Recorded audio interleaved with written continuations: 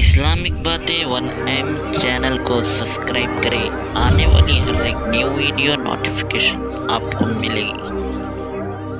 ایک روٹی والے کا واقعہ میں نے آپ کو سنانا ہے، اور یہ بڑے ہی مشہور و معروف بزرگ سے منسوب واقعہ ہے۔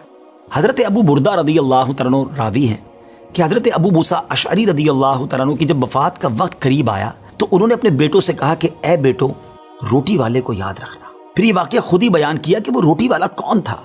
آپ نے کہا کہ ایک شخص تھا جس نے 70 سال اللہ کی عبادت کی، بڑی عبادت کی، مگر 70 سال بعد جب وہ باہر آیا تو شیطان نے اس کو بہکایا اور وہ ایک عورت کے فتنے میں مبتلا ہو گیا۔ 7 دن اور 7 راتیں وہ اس عورت کے ساتھ رہا، غلط کام ہو گئے۔ اب اس کو پھر شرمندگی ہوئی کہ یہ میں نے کیا کیا، 70 سال عبادت کی اور یہ 7 دن اور 7 راتیں میں نے گناہ میں گزار دی۔ بڑا شرمندہ، بڑا نادم، قدم قدم پر سجدے کرتا جاتا، توبہ کرتا جاتا۔ اب چلتے چلتے چلتے ایک مسافر خانے میں پہنچا تو وہاں 12 مسکین لوگ پڑے ہوئے تھے، لیٹے ہوئے تھے۔ اس نے بھی جگہ بنائی اور ان کے درمیان جا کر خود بھی گر کر سو گئے۔ اب رات میں ایک شخص آیا جو ان کو کھانا دیا کرتا تھا، روٹی دیا کرتا تھا۔ ایک ایک کر کے 12 روٹیاں لے کر آیا تھا، اس کو پتا تھا یہاں 12 مسکین رہتے ہیں۔ ایک ایک کر کے سب کو روٹی دینے لگا۔ وہ شخص جو یہاں آ کر اچانک بیچ میں آ کر لیٹا تھا، اس کو بھی وہ مسکین سمجھا اور اس کو بھی روٹی دے دی۔ لیکن ظاہر ہے کہ اگر ترتیب سے روٹی دیتے دیتے آگے آئے تو آخری نمبر والے کو روٹی نہ ملی، کیونکہ یہ تو 13 ہو چکے تھے۔ تو بانٹنے والے سے اس مسکین نے کہا کہ تم نے آج مجھے روٹی کیوں نہیں دی؟ اس نے کہا میں نے تو سب کو ایک ایک روٹی دی، کسی کو 2 نہیں دی۔ کہا تم مجھے روٹی نہیں دے رہے ہو؟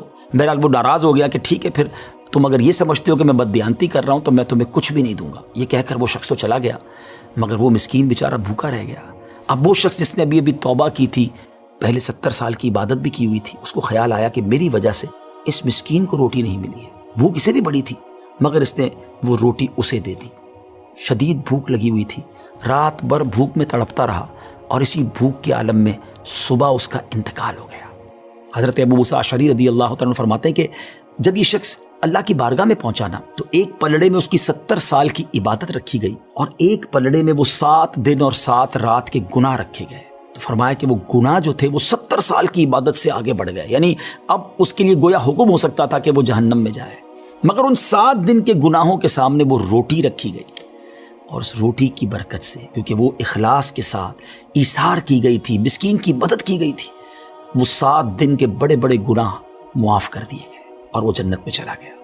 پھر آپ نے اپنے بچوں سے کہا بیٹا روٹی والے کو یاد رکھنا۔